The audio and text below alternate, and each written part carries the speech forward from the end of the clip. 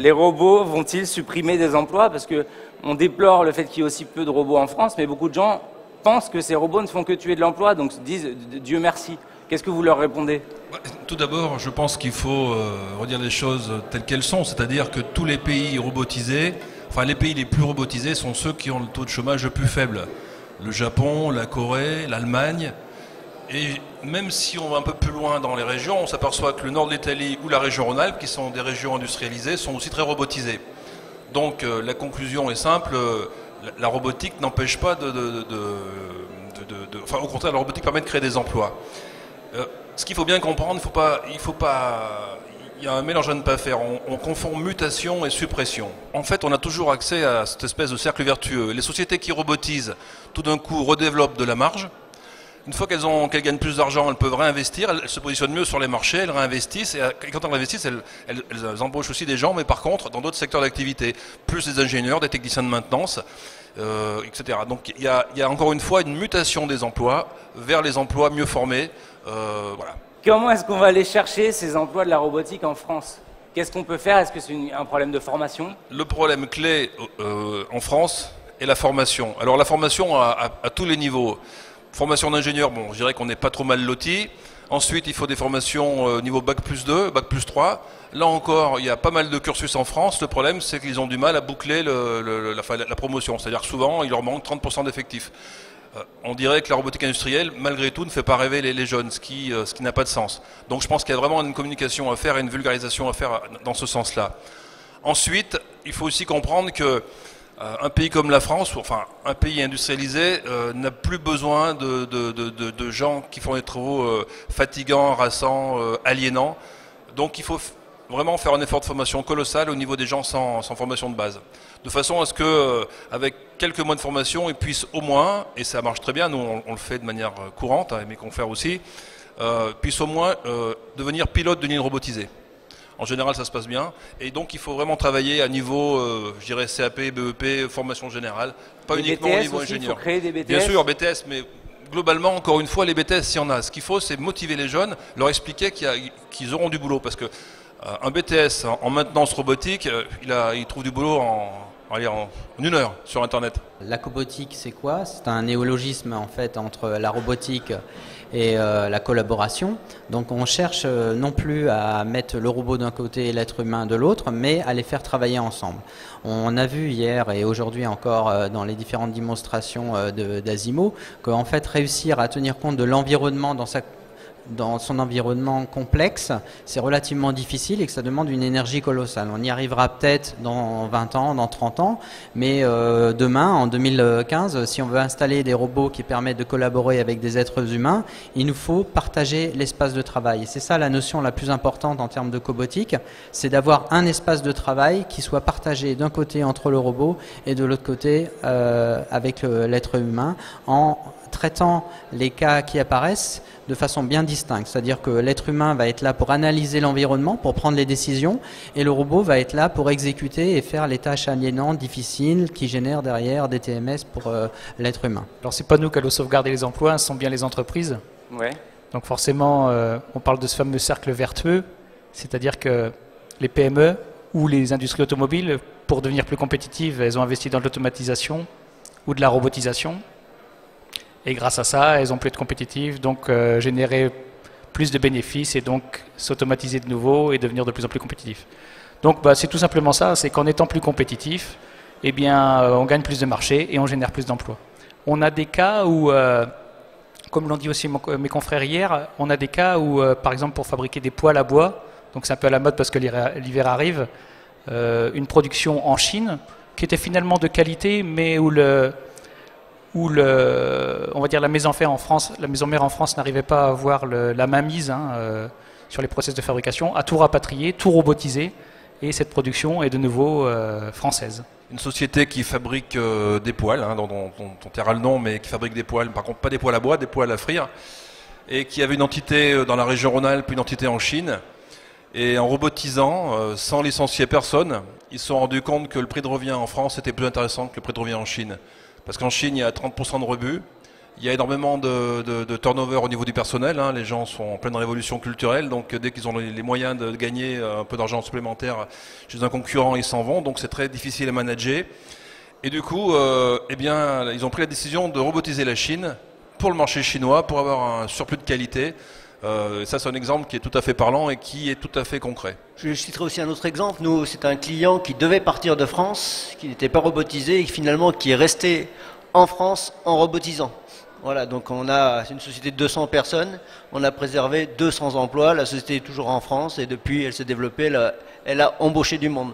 Donc la robotique favorise l'emploi et le développement de l'emploi en France. On travaille avec des petites, des moyennes entreprises, on a des clients qui ont 5 personnes et qui ont un robot. Donc effectivement, on a toujours le cliché, grandes entreprises, mais effectivement notre cible c'est la PME. Une entreprise de 3 personnes qui nous a acheté un robot.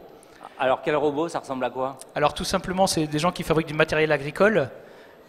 Et là, on parle vraiment de quick win, hein, c'est-à-dire que du jour au lendemain, avec le robot, ils ont doublé leur capacité de production et ils inondent le marché avec ce matériel qui n'a pas une grosse valeur ajoutée, hein, dans l'agriculture, mais tout simplement, à 3, ils ont doublé leur chiffre d'affaires, ils n'ont pas augmenté leur objectif, et très très rapidement, ils vont investir dans un autre robot pour tripler ou quadrupler leur chiffre d'affaires. La question de l'introduction et de l'acceptation d'une machine ou d'un robot, numérique ou pas, dans une entreprise, se réduit pas seulement à la question de la peur, qui me pique mon emploi, se réduit pas aussi à la question de la simplicité. Est-ce que il faut avoir bac+12 pour l'utiliser? C'est pas trop la question.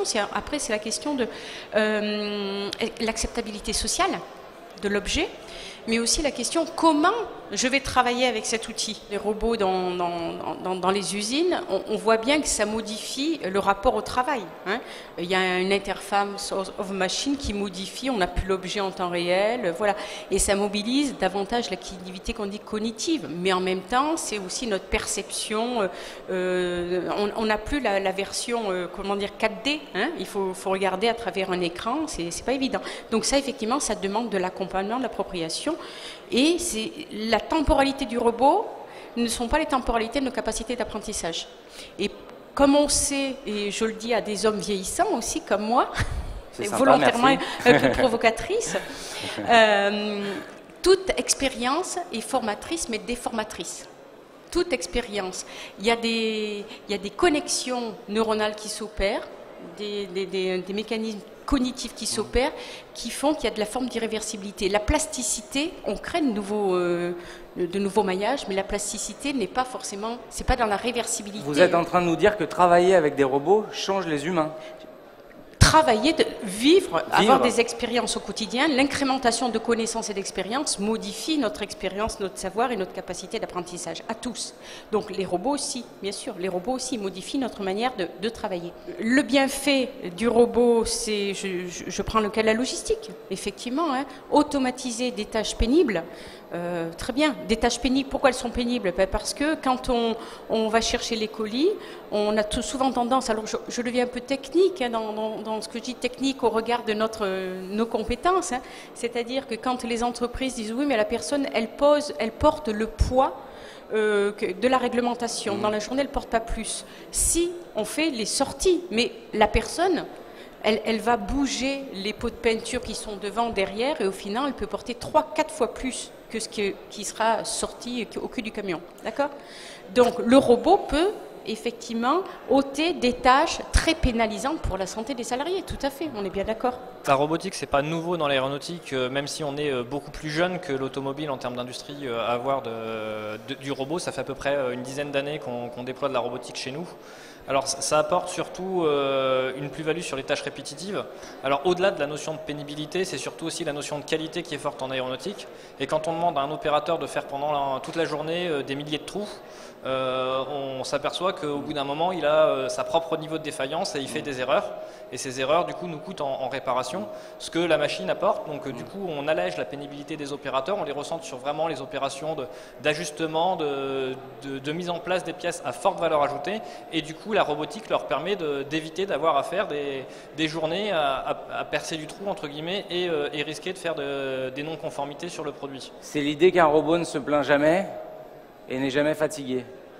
Surtout, un robot le fait toujours de la même façon. Donc, quand on met en place le robot, on a des difficultés pour créer le bon process, pour bien répéter le geste humain, mais une fois qu'il l'a mis en place, on est sûr que sur les 1000 ou les 10 000 avions derrière, le geste sera toujours précis et fait de la même façon. Bon, chez MBK, on a commencé à robotiser nos activités il y a déjà une vingtaine d'années. Et aujourd'hui, au niveau de nos ateliers soudure cadre et soudure pot d'échappement, il y a plus de 80% des tâches qui sont d'ores et déjà effectuées par des robots. Donc ça, c'est une chose. Au moment où je vous parle, on a à peu près 45 robots là, qui sont opérationnels sur notre usine aujourd'hui. On a investi cette année un peu plus de 300 000 € pour le renouvellement de ces robots-là. Donc qui dit investissement dit retour sur investissement souhaité et attendu. Notre objectif est double. Le premier, c'est, on en a parlé tout à l'heure, on l'a entendu à plusieurs reprises, c'est la productivité. Hein. On a, nous, fait des calculs en interne et on a des gains de productivité de l'ordre de 40%. Et le second, c'est l'aspect qualitatif. L'aspect qualitatif et surtout l'aspect stabilité dans la qualité. Ça, c'est quelque chose de très important. Alors, on parle des robots, mais pour nous, quelque chose de primordial, c'est aussi les équipes qui sont autour et le savoir-faire de nos équipes. Il faut bien comprendre qu'un robot, en fait, ne fonctionne pas tout seul. Derrière, on doit avoir des équipes. Et quand on installe un nouveau robot, on a aussi nos équipes qui sont formées en même temps pour pouvoir les programmer. C'est des formations qui ressemblent à quoi? Quelle durée? Quel coût pour une entreprise? Alors, c'est des formations qui sont variables, évidemment, en fonction de la complexité du robot qu'on va installer. Bon, c'est des fonctions de programmation donc qui s'adressent à des spécialistes aussi de la soudure. Bon, nous, on a beaucoup de robots dans le domaine de la soudure. Donc, à la base, on doit déjà être soudeur et puis après, on apprend à programmer les robots de soudure. Est-ce que vos ouvriers, vos employés sont enthousiastes quand vous leur proposez ces formations? Est-ce qu'il y a cette peur ou est-ce qu'au contraire, ils se disent « je vais gagner en qualification » ? Oui, bien sûr, ils sont enthousiastes dans le sens où ils sentent bien que quelque part, ça va donner plus de valeur ajoutée, je dirais, et puis plus d'intérêt à leur métier. Donc oui, tout à fait, oui. On va en parler à votre voisin qui est sur le terrain, qui travaille avec ces robots. Qu'est-ce que ça change au quotidien dans votre travail, dans le travail de vos équipes? En fait, j'ai deux exemples à citer. C'est parfait, soyons concrètement, voilà. En fait, on a réintégré donc l'année dernière des productions qui étaient faites en Espagne.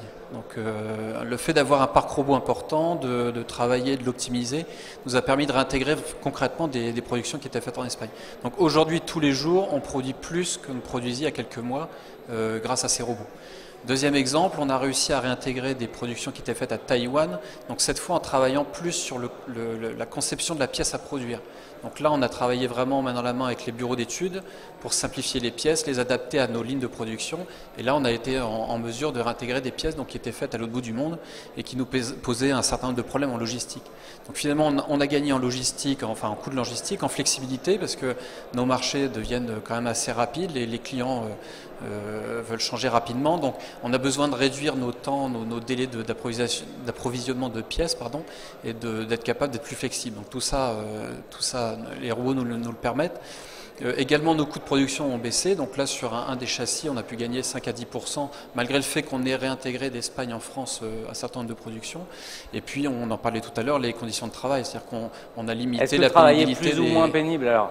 Alors, il est moins pénible dans la mesure où on élimine quand même un certain nombre de tâches répétitives qui peuvent être quand même problématiques en termes de TMS. Par exemple, qu'est-ce qui était pénible? Des mouvements d'épaule, des mouvements de... Voilà, comment dire, également des fumées de soudure, des expositions aux fumées de soudure. Donc là, les robots sont à proximité des fumées et non pas les opérateurs. Vous avez une double casquette, c'est-à-dire que non seulement vous utilisez des robots dans vos murs, mais vous en installez aussi chez vos clients? Oui, alors, APGELEC, l'année dernière, a décidé de robotiser. Alors, évidemment, c'est pas sorti du chapeau, ça a fait l'objet d'une stratégie, et tout le monde l'a bien dit depuis hier, c'est gagner des coûts de productivité, et c'est aussi enlever tout ce qui est pénible et qui n'apporte aucune valeur ajoutée. Alors il ne faut pas associer, on parlait de peur, il ne faut pas associer la robotisation et la déshumanisation. Pour moi, le robot, c'est un outil. C'est comme une perceuse qui fait un trou au lieu d'un marteau avec un tamponnoir. Donc si vous voulez, il faut socialement expliquer aux gens, et chez APGELEC, on a mis le robot au centre de la société pour dire, ben voilà, c'est qu'un outil et vous allez vous former, c'est vous-même qui allez le prendre à programmer. Donc tous les salariés, on a mis à peu près 18 personnes en formation, et l'objet le plus important, c'est de former. La mutation de l'emploi, c'est pas laisser des gens qui tous les jours prennent une pièce A, d'un endroit A à un endroit B, toute leur vie. Ça n'a pas de sens. On va reparler de la formation, mais je veux savoir ce qui vous a pris. Qu'est-ce qui a fait, vous m'avez dit que ce n'était pas du jour au lendemain, mais que vous croyez à la robotisation à ce point de tout changer dans votre entreprise, de vous Non, dire... pas tout changer. Alors APGLEC, qu'est-ce qui a changé? Alors APGLEC est déjà sur le secteur de l'automatisation. Ça fait 40 ans que APGLEC est sur 50 ans et fait de l'automatisation et évidemment aide ses clients à s'automatiser mais dans l'automatisation statique. Le robot, excusez-moi, c'est quand même une pièce de fonderie, enfin je parle pour le robot industriel, c'est une pièce de fonderie avec 6 moteurs qui tournent. Et si vous ne rentrez pas un programme en entrée et que vous n'y mettez pas un outil, ça ne sert à rien au milieu d'un atelier. Ça ne sert à rien. Comme je vous dis, c'est une perceuse. Si on n'y met pas un forêt, vous ne pouvez pas percer de trou. Donc, les gens d'APGLEC ont bien compris et ils n'ont plus peur du robot. Le robot, c'est un outil qu'on va essayer de développer chez nous pour avoir de la productivité, parce que ce qui fait perdre l'emploi, ce n'est pas le robot, c'est délocaliser les sociétés. Si demain, il n'y a plus de société ici, vous perdez tous les emplois. Alors effectivement, le dialogue, on perdra quelques emplois qui n'ont pas de valeur ajoutée. Mais de toute façon, si on ne robotise pas, on les perdra de toute façon. J'ai un message à donner, c'est à tous les chefs d'entreprise. Allez-y. De PME. N'ayez pas peur du robot. Essayez d'étudier la solution. Tout n'est pas parfait, mais essayez d'étudier la solution et vous verrez, c'est un outil qui est très simple.